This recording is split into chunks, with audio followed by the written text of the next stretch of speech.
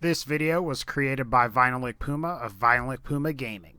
What is going on, everybody? This is VinylicPuma, and today we are back with another subscriber Q&A video for you guys.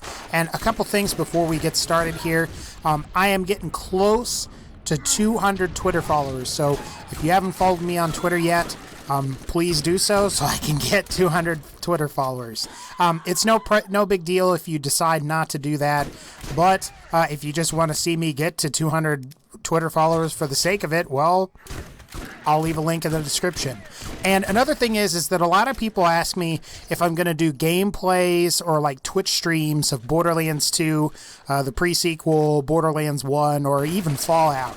And I think I may do that at some point. However, right now, probably not right this second. So I figured I'd just go ahead and clear that up because that was a question that got asked a lot. But with that all out of the way, we'll go ahead and we're here with our first question, and that's going to be from Idito. And he asks, overall, what is the character in all three games that you use the least? I have the least amount of playtime in Borderlands 1, so it's probably going to be Brick.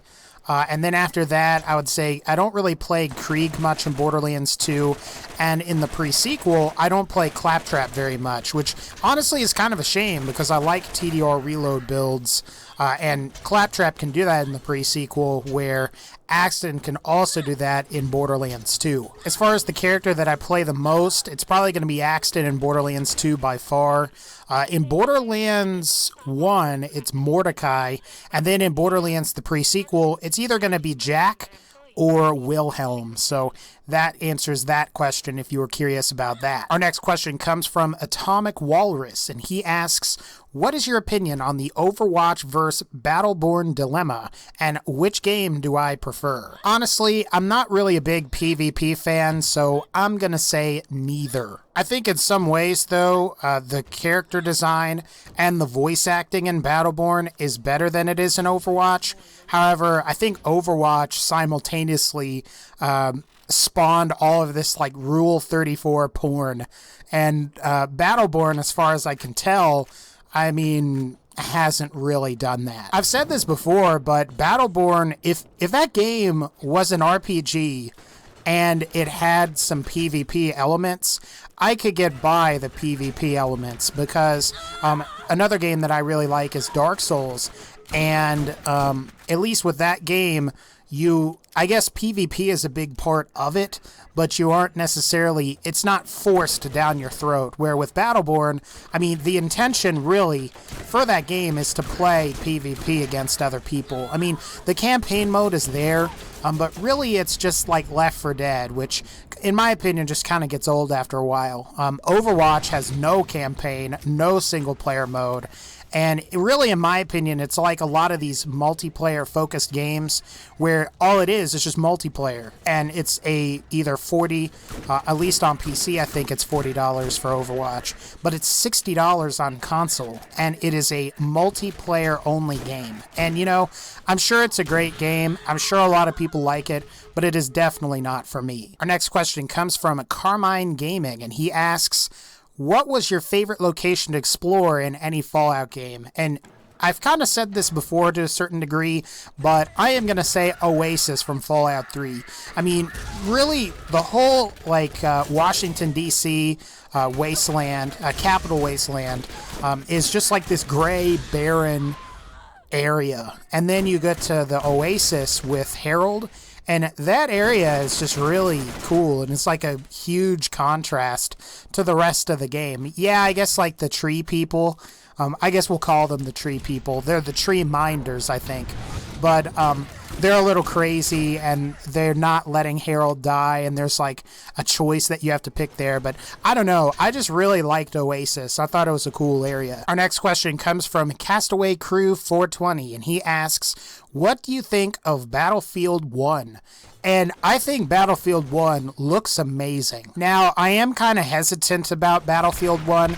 I think it's either going to be a really great game that a lot of people pick up, or it's going to be a game that got really overhyped and didn't really deliver. What I will say is interesting is that the Infinite Warfare trailer had like a massive amount of dislikes. And with that game, they actually showed you at least a little bit of gameplay, where with Battlefield 1, I mean, most of it just looked like cutscenes, and there was like one section in like that first trailer where they have you walking towards enemies with a gun, and there's like that gas that's spewing out.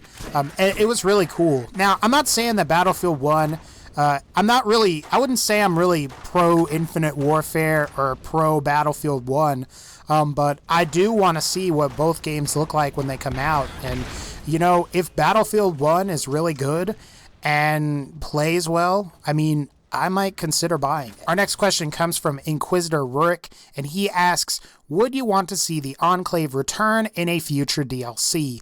Hell yeah. I want them back with vertibirds, power armor, new types of power armor that we haven't seen before, and honestly, that would be sick. Now, I don't know if that's going to happen in Fallout 4's DLC, because really right now, we know about Wasteland Workshop 2, which... oh, God. And then, of course, there's Nuka World, which Nuka World looks pretty cool.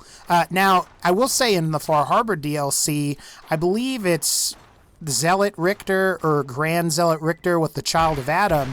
If you go through some of his dialogue options, you'll find out that he was a former member of the Enclave. But honestly, that doesn't count because I want the full Enclave back with vertibirds, power armor, and all that stuff. So yes, I would like to see that in the DLC. Our next question comes from Kvetoslav Zeleny, and he asks, so if Bethesda rebooted Wolfenstein and Doom, it's Quake next. Puma, do you think it should be like classic Quake 1 from 1996, or should it be like the original idea that Quake was meant to be? Now, I'm going to say a couple things here. I have not played the original Quake. I do want to do that, and I need to just pick up the game at some point. Now, what I think he's referring to is originally Quake, they were going to have this guy kind of like, I guess he had like a hammer and he would go and kill stuff. And then when Quake was ultimately released, it became more of a first-person shooter in the vein of Wolfenstein or Doom. I'd like it to be more like an arcadey first-person shooter like Wolfenstein or Doom. But I will say this. If id Software decides to make a Quake reboot, I want them developing the single-player mode as well as the multiplayer mode, because Doom's multiplayer mode is kind of meh, and I think if they did like a true arena shooter for the Quake reboot, if that even comes into fruition, that would be pretty cool, and I'd actually like to play that. Plus, that would be a lot different from a lot of the like pure multiplayer experience games that we're getting already, because you'd be getting a campaign with like multiplayer, which is like the big draw or whatever. Our next question is a Borderlands 2 question, and this comes from Lionel Cato, and he asks, what was your opinion on weapon merging? I never really did a lot of it myself when I was playing a lot more Borderlands 2, but I mean, it is a pretty cool trick. I mean, you could pretty much make any gun super powerful, and I believe there's a new method to where you can do it now, where if you quickly hit the drop key on PC and then swap or something, you can get it to like duplicate weapons too, which that's also pretty cool. But ultimately, I mean, I'd like to see, I don't really care if people glitch or whatever. It's not really a big deal to me. I guess there are some people that are really bothered by that, but not a huge deal to me. Our next question comes from Matt Saunders, and this is another Borderlands question, and he asks, did you farm for all of the weapons that you showcase? The answer to that question is no. If I did that, it would probably take me like a week to do each top 10 or countdown video for you guys. What I do is I use Gibbed.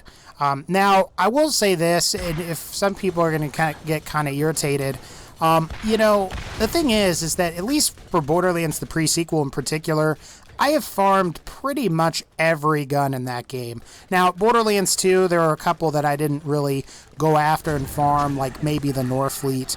But I mean, I got that when it was given to me back when I was playing on 360. And what I did is I migrated my save over.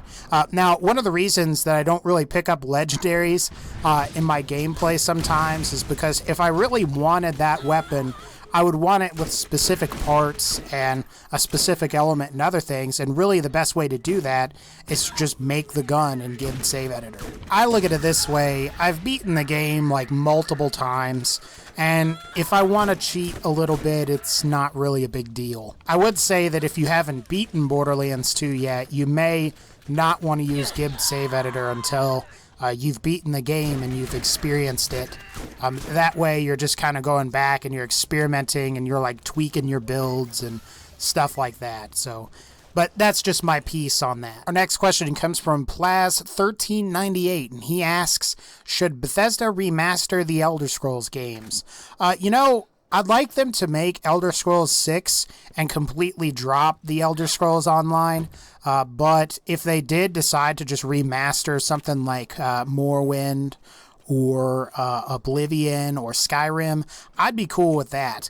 I would like a new Elder Scrolls game at some point, because I played Skyrim about a year or two ago and I really liked it. Let's be real, I probably wouldn't be making Fallout content if I didn't like the Elder Scrolls. Our next question comes from Richard Stone, and he asks, when Borderlands 3 drops, do you think the game should have some kind of multiplayer like Battleborn, but more driven to be like hybrid of Destiny and Borderlands, with a loot/award system, ranked matches, game modes, etc.? Honestly, all I want Gearbox to do with Borderlands 3 is look at Borderlands 2, look at what worked, improve that, and then basically make a game that is very true to Borderlands 2 and the pre-sequel. That means it is a cooperative shooter first. There's very limited or like virtually no PvP elements. And honestly, I would prefer that, because if you want to play a PvP game, I mean, there are like 100 other games on the market that allow you to do that. I guess Destiny is one. The Division is another, and really I just want it to stay Borderlands and stay true to what it is, or to what it currently is. Plus, and this is probably a little more of a selfish thing, but I do want mod support for Borderlands 3, because I think that's really the logical progression to go, and that would really improve the game and like expand the community dramatically. Our next question comes from Sourshock, and he asks, do you think they will ever remaster Borderlands 1? I guess it could happen, but anytime in the near future, probably not. Now, of course, E3 is in like a week or in a couple days, or I don't know. I've heard that it started on like June 7th, but then I looked online and they're saying it starts on June 12th through the 16th. So, I mean, Borderlands 1 could happen at E3, or we could hear something about Borderlands 3, or even Tales from the Borderlands Season 2. I would just like to see a new Borderlands game, and I'm not talking necessarily Tales from the Borderlands. I like those games, but I want a true looter shooter, and whether that's a remaster of Borderlands 1, whether, like I was talking about like a week or two ago, where they merged Borderlands 2 and the pre-sequel together, or if it's just Borderlands 3, I would like to see either of those things. And now for our last question of the day, and that is going to be from The Unknown, and he asks, did you ever expect to get as far as you are in YouTube? This is sort of a difficult question to answer on the one hand. On the other, if I answered it directly, I would say, I mean, maybe at some point, but not quite this quickly. I actually started YouTube